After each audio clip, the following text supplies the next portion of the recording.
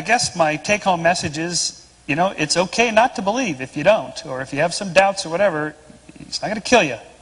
It won't. It's okay. You can always reconvert tomorrow, just in case. I figure, you know, since I really did believe, and I really did, I was very serious about this, you know, I figure I'm in there just in case I'm wrong now. Maybe it's sort of a way station somewhere. There's different versions of this. I ask believers if I'm in there, just in case. I do think that there's something, I think, deep within us that wants to know, for whatever reason, we have a big enough cortex to think about these huge questions and try to answer them. So for me, I do want to answer the question, where did morals come from if there is no God?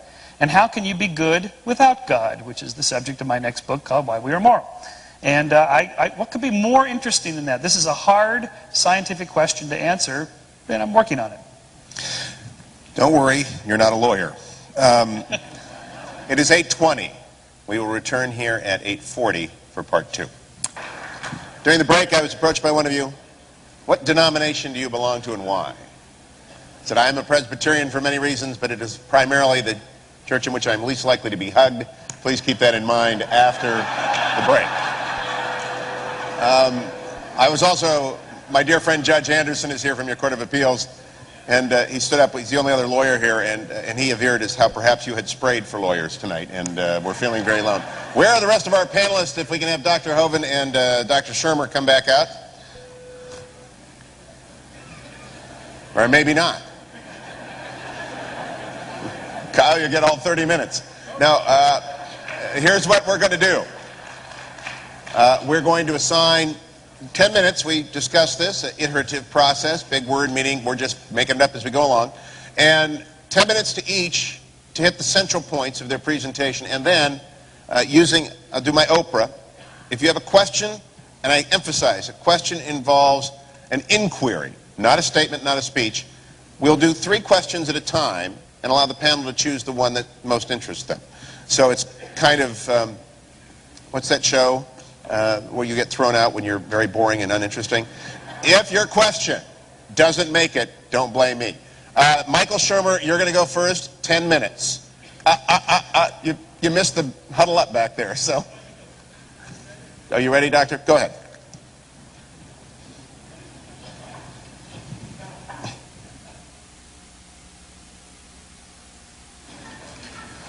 There, did I get it on? Okay. All right. Yes, sir. Well, these could go forever. Let me just share with you a few of the things that are typically used to support the evolution theory and how they've simply been proven wrong. It was mentioned tonight, I didn't get time to I type about 9 words a minute, so I didn't get time to get it down, but about there's evidence for this evolution that, that we have evolved from some other type of creature. All the evidence that I'm aware of, and I taught biology for 15 years, all the evidence that's used to support this theory has been proven wrong. And I think these lies ought to be torn out of our textbook, okay? If you have evidence for your theory, show me, okay? Now, this textbook says the humans have an appendix that is vestigial. You don't need it anymore. Well, that's simply a lie. You need your appendix as part of your immune system. Now, if your appendix is taken out, you can still live, but you've got a much better chance of getting quite a few diseases, okay? The appendix is part of the immune system, and the fact that you can live without it is meaningless. You can live without both your legs and both your arms and both your eyes and both your ears also. Okay, that doesn't prove you don't need it. When you take it out, you've got a better chance of getting all sorts of diseases. We covered that in video 4. This textbook says the whale has a vestigial pelvis. Many organisms retain traces of their evolutionary history. For example, the whale retains pelvic and leg bones as useless vestiges. This is a lie. Andrew Carnegie founded the group called the National Center for Science Education. He was a strong believer in evolution, and he applied it to the business world. The strongest survive. You wipe out the competition. Andrew Carnegie funded the National Center for Science Education. National Center, yeah, all 4 of them in this little storefront building. The National Center. They say, Bossy evolved to blowhole. The whale evolved from a cow. That's what they teach. This one says, whales have a vestigial pelvis and leg bone that serve no purpose. Whales have hind limb bones that have no function. Just imagine whales walking around, it's true. Well, these are the bones they're talking about right there. Just imagine the whale walking around. The whale's pelvis has no apparent function. This is in textbooks all over the world, okay? The whale's pelvis is evidence of its evolution from 4-legged land-dwelling mammals. This is simply a lie, okay? Those little bones hold certain muscles that allow the whales to reproduce. This has nothing to do with the whale walking on land. It has to do with getting more baby whales. Tear that page out of the book, please. I have in my museum in Pensacola, Florida, a 15.5-foot skin from an albino python. Down at the south end of that python, you'll see it has two little tiny claws, one here and one here. These claws are attached to little tiny bones. They go up inside the snake's body. 15.5-foot snake with bones about 2.5 inches long. This textbook says this python has reduced hind legs, rudimentary hind legs of a python snake. This is baloney, okay? Those little claws are part of the snake's mating apparatus. They don't have any arms. They can't hang on. They don't have a voice box. They can't say, "Scoot over, honey." This has nothing to do. This one says, humans have a tailbone that is of no apparent use. I did a debate in North Alabama against the president of the North Alabama Atheist Association. He said, "We've got proof for evolution. Humans have a tailbone they no longer need." I said, "Mr. Patterson, I taught biology and anatomy.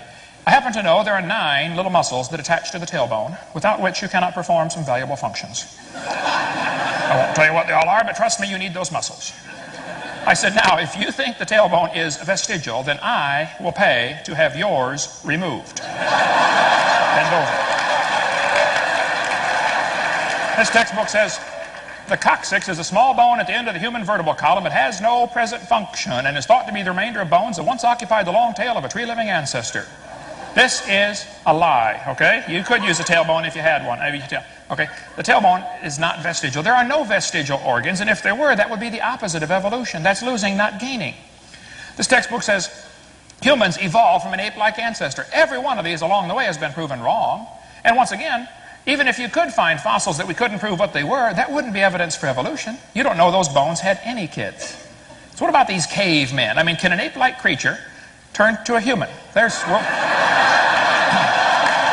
world's most wanted caveman. We could spend 6 days on this one. Every one of the so-called cavemen has been proven wrong. They're simply not correct, and they should be taken out of the book. This 2001 textbook says the horse evolved from a 4-toed ancestor. This has been proven wrong years ago. Back in 1950, G.G. Simpson said, he famous evolutionist, "Many examples such as the evolution of the horse family have been unintentionally falsified. The early classical evolutionary tree of the horse was all wrong." 1951. This has been proven wrong 50 years ago. Get that out of the book, okay? It's not true. He said it never happened in nature. Similar, humans and fish embryos resemble each other because humans and fish share a common ancestor. This idea that the human has gill slits is taught in textbooks all over the world. Let's see, the presence of fish-like structures shows that these animals have evolved from fish and share the basic pattern of fish development. Said it has gills like a fish. This is used in textbooks all over. Those are not gill slits. Those folds of skin develop into bones in the ear and glands in the throat. They never have anything to do with breathing. I've seen people with 5 or 6 chins and they cannot breathe through any of them but the top one, okay? Ernst Haeckel made up this entire stupid idea after he read Darwin's book in 1860. He was an embryology professor in Germany, so he took a drawing of a dog and a human embryo and he changed them and made them look alike. He lied deliberately to his people that were listening to him. He made giant charts of his fake drawings, traveled all over Germany, and converted the Germans to believing in evolution with his fake drawings. Now, on top are his drawings. Underneath are actual photographs of those creatures. Either he's a real lousy artist or he's a liar. Well, it turns out he's a liar. His own university convicted him of fraud. He said, "I should feel condemned, except all the other biologists lie, so it's okay for me to lie. This biogenetic law is as dead as a doornail. It's not true. Take it out of the book." But guess what? It's still used in textbooks all over the world, including in this county. They're still teaching it. Proven wrong in 1875, and they're still teaching it all over the world. Now look, if you have some evidence for evolution, then please show me. We've been offering $250,000 for evidence for evolution for 10 years now. All they have to support their theory are lies, things that have been proven wrong a long time ago. We do spend 3 hours on videotape number 4, and I'm going to cover some of this tomorrow. Some of the lies in the textbooks. They say this, a similar structure proves a common ancestor. The bones in the different arms of these animals develop from different genes on the chromosome. They're not homologous structures. And the similarity could prove they have a common designer just as easily.